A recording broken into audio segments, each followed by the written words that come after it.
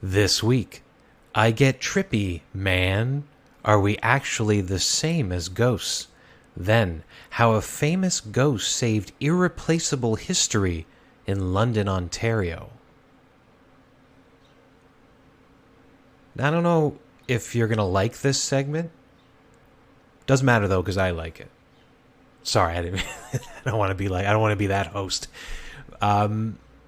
It kind of spins off of the spiritual segments that I've done in the past, but I'm calling it a trippy segment because the thought of this concept blows my mind.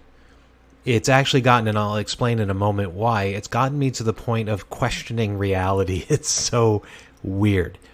And you can try it at home if you so dare, but you really got to feel into it. So I'll come back to that reality bending moment, and I'm going to start with the idea, are ghosts energy? I spout this at every single tour I've ever done. Anytime I've been slightly challenged on what I'm talking about. You know, somebody comes on the tour, they're a skeptic, they're like, ghosts aren't real, which they never have a follow-up to that. It's just ghosts aren't real. And I bring out this concept when I do the downtown Hamilton tour, mostly if I'm in front of the Hamilton Place Theater, because people have asked the question, well, if it's built in the 1970s with that theater, how can it be haunted? Because you immediately assume long-standing historic house, many people lived inside of it, and that's where the ghosts come from, is the people. And then I always say it comes back to that idea of energy. So I do believe wholeheartedly ghosts are energy. The same type of energy that makes up the chair you're currently sitting in, or the bed you're currently lying in, or the couch you're currently on. The same kind of energy that makes up your body. It's just vibrating atoms at different frequencies to make different levels of the material around us that we consider reality. So how does this factor into ghosts? Well, I mean, it's obvious to me, but I've been doing this for a long time. It's just the idea that if we're vibrating energy, it's completely possible that something could be left behind. If you think about it, it's like this, they call it residual for a reason, that if you apply the same type of energy, the same type of frequency to a specific location, that you can leave an impression. It's almost like you've, in a way, how electricity can burn something. You've burned this moment, this image into that space. So most of the hauntings in a haunted house, in my theory, is just impressions that the person who once lived in the house isn't still there, that they have moved on to whatever the next level is, wherever their next life might lead them. If you believe in heaven, if you believe in reincarnation, whatever it might be, they've moved on.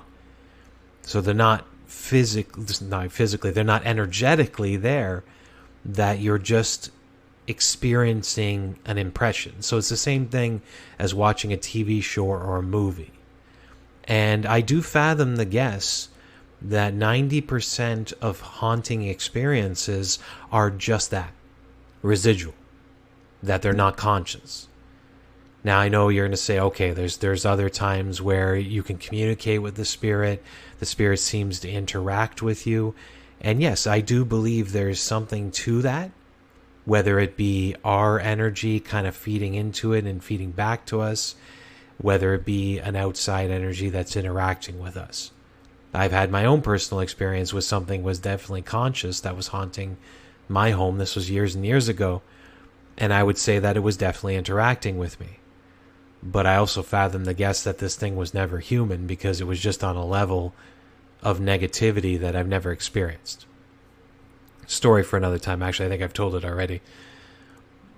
So you get to that idea that residual energy tends to make up most of ghost experiences, if not in many people's lives, all of ghost experiences.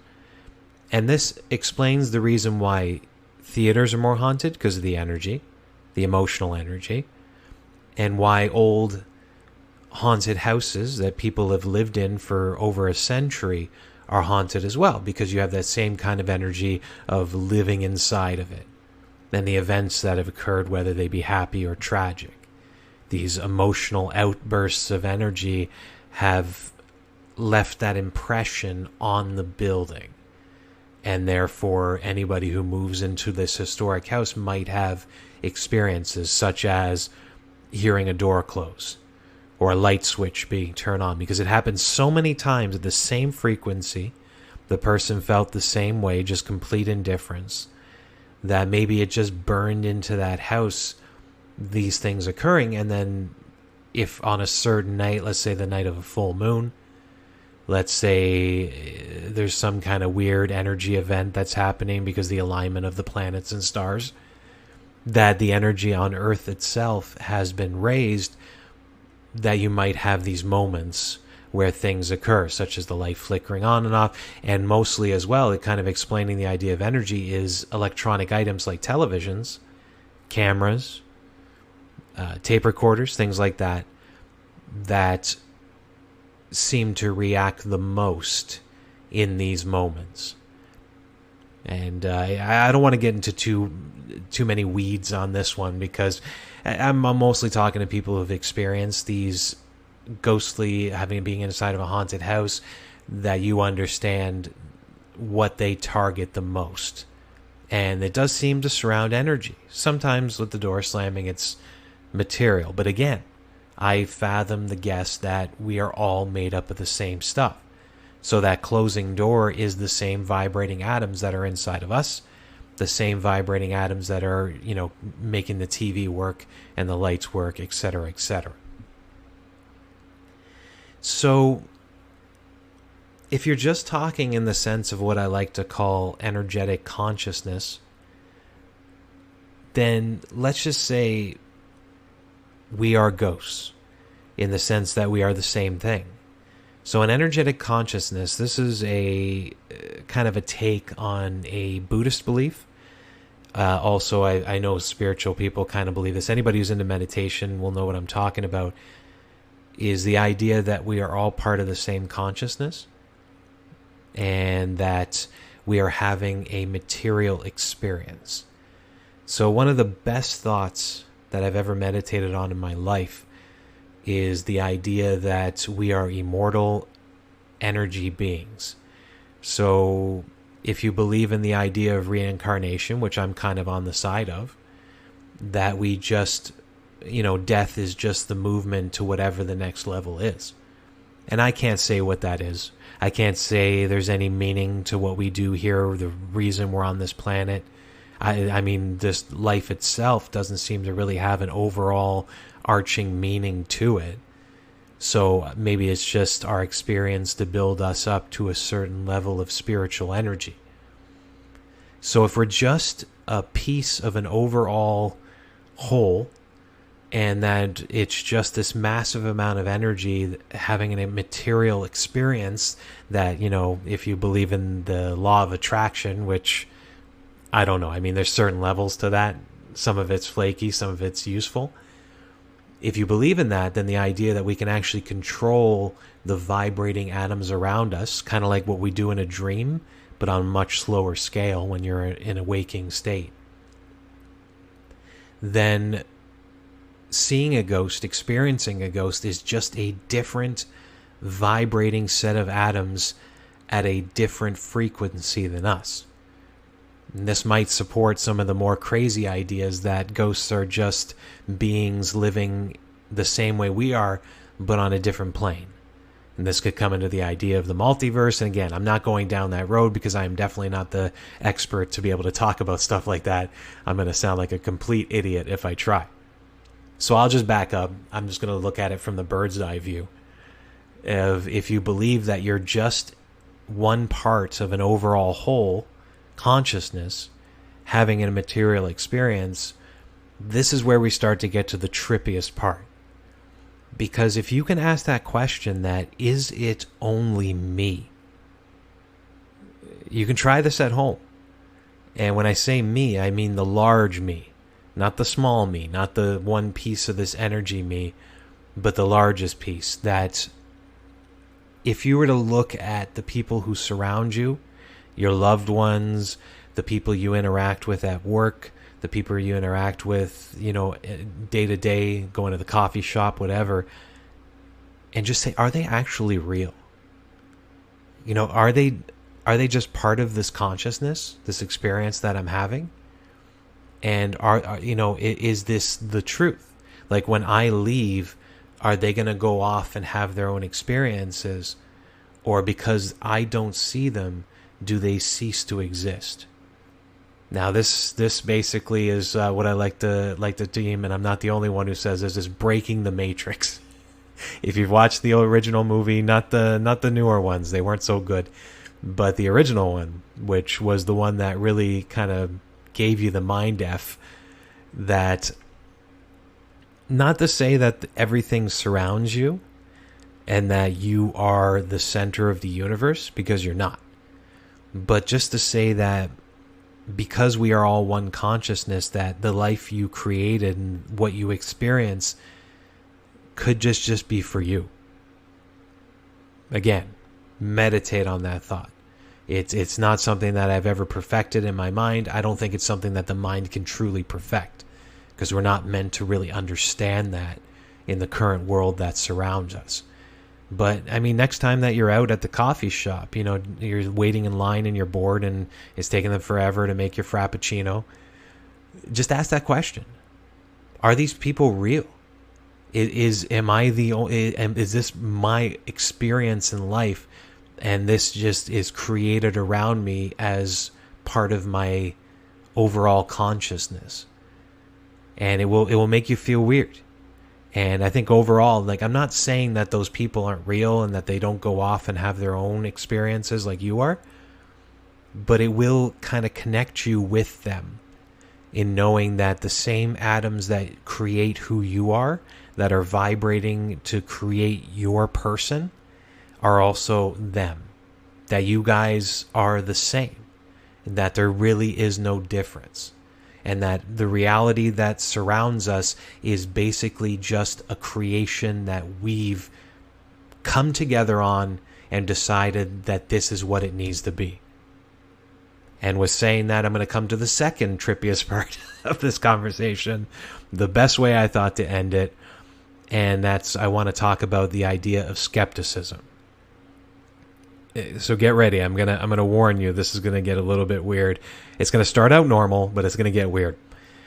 Because it always surprises me that people who immediately say ghosts aren't real are so sure about that.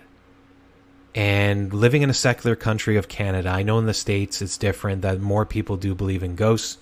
If you go to Asia, any Asian country, they don't just believe in ghosts, they know ghosts are real.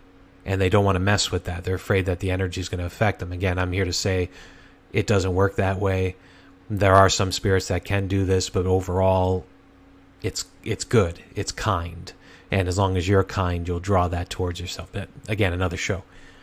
But for the folks who immediately jump forth, and in my way, this is going to sound weird because it's not what we've been taught, but it's the fact that they're closed-minded.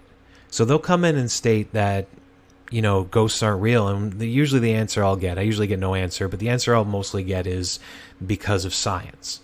And they immediately, come to science. They don't really have an explanation why, although I would like to say what they are doing on a quantum level now, I think they're very close to proving the existence of ghosts. Not what you think of from horror movies, but in the sense that there's still leftover energy from people who have long passed. I think we're close to that. But again, that's even another show. I got so many major subjects here. But they immediately come forth and they say, oh, ghosts aren't real. And I got to say to them, why? And they say, well, they're just not. And then usually, if you corner them with that, they'll usually say, oh, because I'm smart and I believe in science and all that. And I'm like, okay. I'll sometimes go down the road of trying to explain things to them, but for the most part, I'll stay back. Because usually the people who are saying ghosts aren't real, they can get upset if you challenge them on that, because they've just kind of set themselves to it. And that's fine. everybody's entitled to their belief. And I don't want to go down that road too, and I don't want to be called stupid because I happen to believe in them. But being in a secular country where science has kind of become the religion in many cases, is that a lot of the ideas of ghosts get sent to the realm of being ridiculous or weird. But what is weird? And this is where it's going to get strange, obviously, because I'm talking about weird. I mean, think about it. We've been taught to believe that our reality is normal, that, our consciousness is staring out from this organic body that currently has a spooky skeleton inside, and that your organs run on their own somehow and surrounded by this red liquid that we call blood. So we're living inside of ourselves, looking out of these two little watery sacs that are basically organic cameras that are connected to what I'd like to call a CPU/hard drive that we call the brain.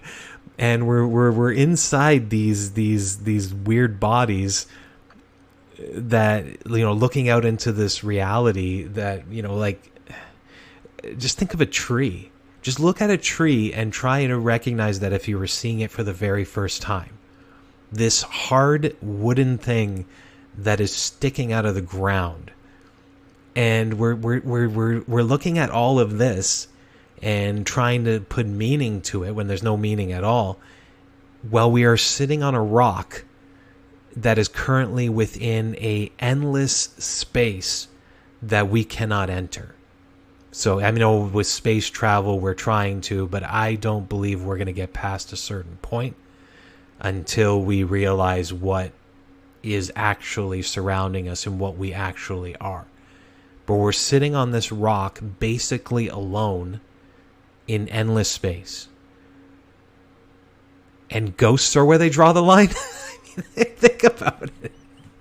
I mean, the ridiculousness of reality when you look at it from a brand new perspective that you're like, I've never seen this before. This is the first time I'm seeing reality. And in the end, they just draw the line at ghosts. Ghosts aren't real because of science, but everything else in reality is normal. So that's, again, this is not being angry in any sense. I love looking at things in a very different way. And because of somebody's, in a way, mean-spirited reaction to what I do for a living, it has led me down this rabbit hole. So in that sense, I appreciate the skeptics who come on. Most skeptics are very nice. They love hearing the ghost stories. I'm totally cool with that. But then the ones who are a little bit mean-spirited, maybe they had a little bit of wine on a wine tour in Niagara, whatever the reason is. And it leads me down these rabbit holes. So I don't know. I would love to hear your opinion on this, if some of this resonates with you, or if at the end you just end up hitting stop and you're like, I don't want to be his fan anymore. He's too crazy for me. Whatever it might be, I appreciate you. My email is ggdaniel@ghostwalks.com. I'd love to have a conversation with you about this, and we'll see where it goes. Maybe we can add a third trippiest part to this segment. And for this ghost story, we're going to go to the city of London. Not England, Ontario. London, Ontario tends to get put down quite a bit. I think it's because it shares the name with a much nicer London. I mean, London, England is beautiful historically. It's the home of the monarchy, the amazing structures and churches, etc., etc. But London, Ontario is, pretty cool in its own right. I mean, it's got some good history. It had the same issue, though, as with Hamilton, where they did tear down some of their historic buildings. So they lost stuff, too. And I think partly because of the fact that they had issues with getting developers to come in and such. But, of course, that's changing. A lot of the Ontario cities have gotten, renewed history, renewed interest because of Toronto exploding and becoming too expensive. So London's one of those, Hamilton is another. So a ton of history that surrounds this place, and one of the most infamous pieces of history surrounds a theater owner. Now, he didn't really live in London, Ontario. He just owned the main theater, which is a live theater, started as a vaudeville theater known as the Grand. So the Grand Theater, which is still there, although if you see pictures of the original one compared to what they have today, you won't recognize it. It's fallen to that unfortunate modernization plague that hit Hamilton too. So he owned the Grand in London, Ontario, but he actually worked out of Toronto. He worked at what was also called the Grand Opera House in Toronto, which no longer exists, but that was his home site. He owned theaters throughout Ontario, including one in Hamilton that was called the Tivoli. So this man, Ambrose Small, in the early 1900s, I believe it was around the time of World War I, decides that he doesn't want to own the theaters anymore, and he wants out. So this begins a series of events that eventually leads to the most famous disappearance in Canadian history. So he sells his theater chain for a cool $1 million, which was a lot back then. And then he walks out of the meeting and he does some tasks during the day, including going to the Grand Opera House in Toronto. He deposited the money, he bought a Cadillac, he bought a fur coat for his wife, and then he disappears.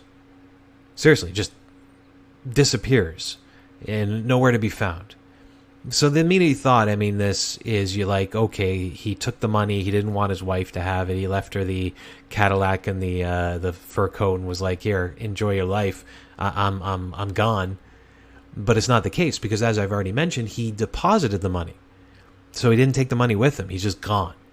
So this sets off investigations. This is a, Sherlock Holmes whodunit. I actually think there was a connection to Arthur Conan Doyle, who wrote the Sherlock Holmes books, that they asked him about who took Ambrose, and I think he just made a political answer of like, oh, if only Sherlock Holmes was real, he could figure it out. I forget what it was. Don't quote me on that. So he disappears.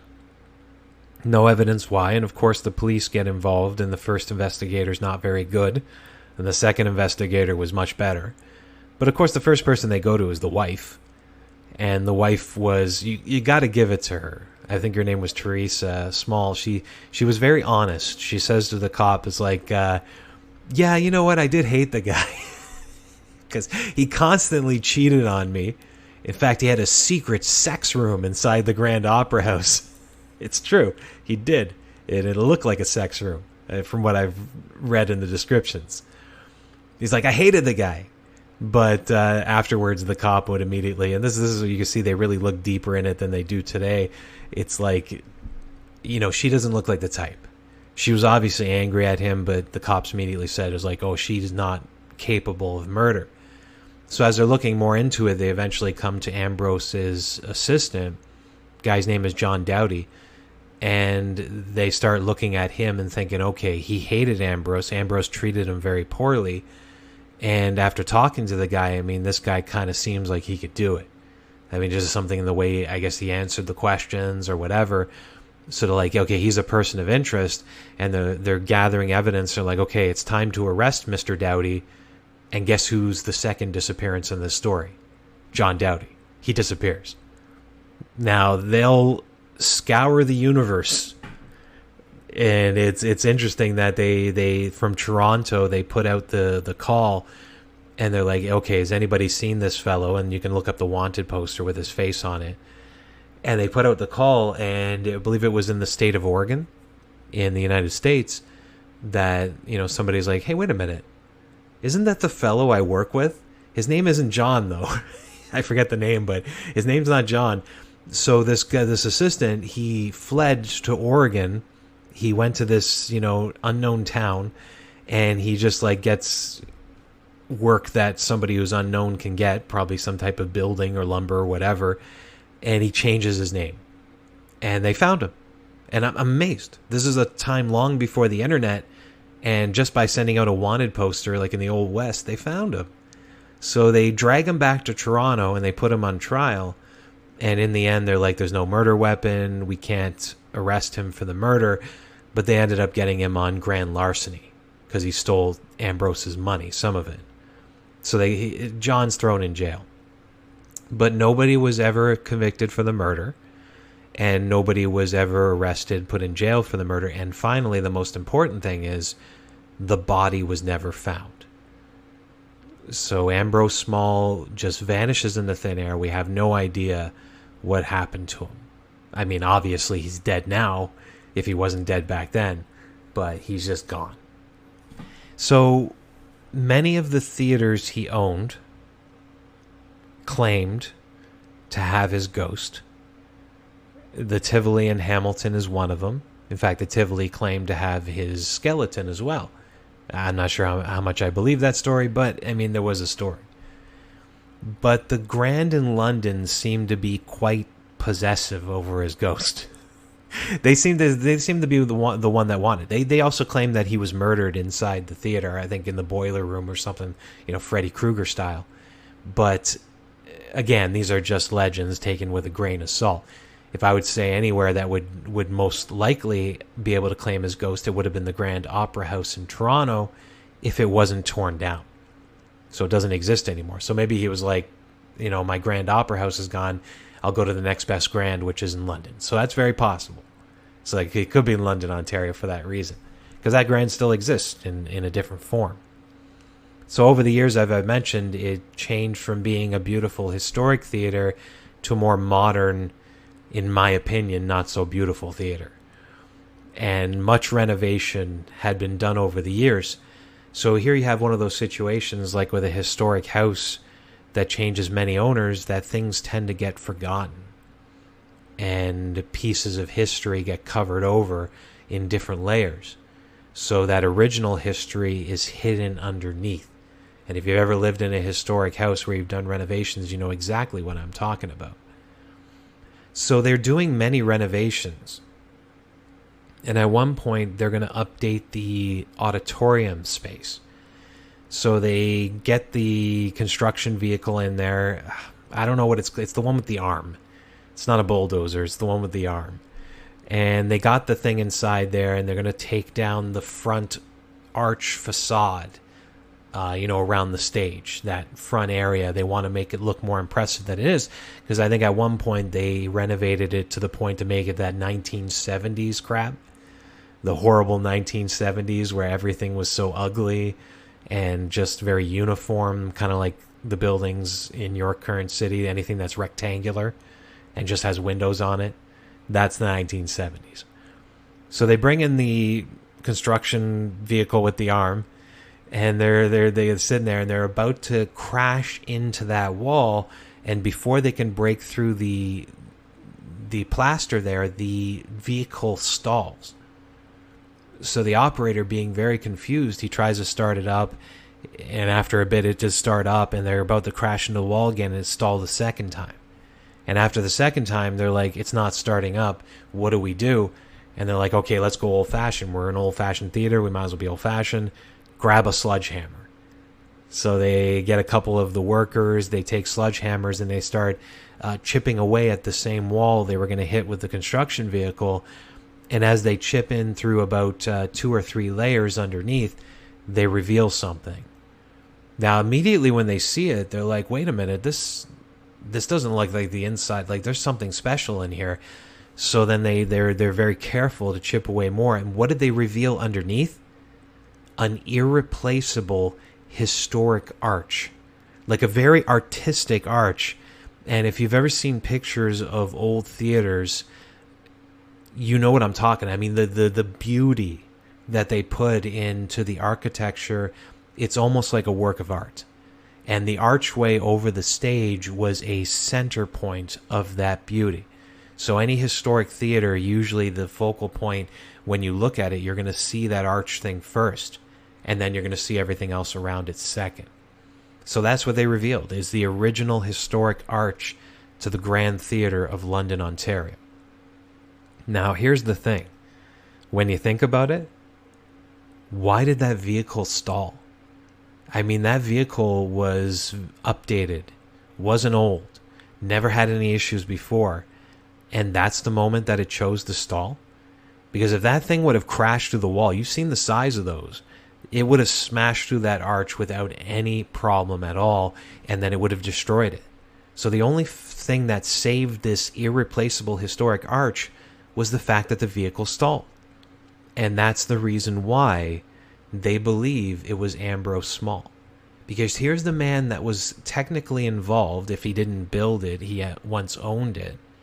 He knew that historical arch was there because he came from the time when the arch still prominently was displayed. So that's what they say. You believe it or not, they say that it is Ambrose Small who caused that vehicle to stall, and that's the reason why the irreplaceable arch was saved. So London claims to have the ghost. Hamilton, our Tivoli Theatre is pretty much demolished. There's still the auditorium, but eventually that will be gone too. So even if Ambrose was in Hamilton or was in Toronto, all of his theaters are being demolished. And poor guy, he's like being displaced every single time. I have no doubt that he would eventually end up into, one of the last remaining theaters that he used to own. And that's the London Grand. Okay, that's it, everyone. Thank you so much for listening, and I'll talk to you next week.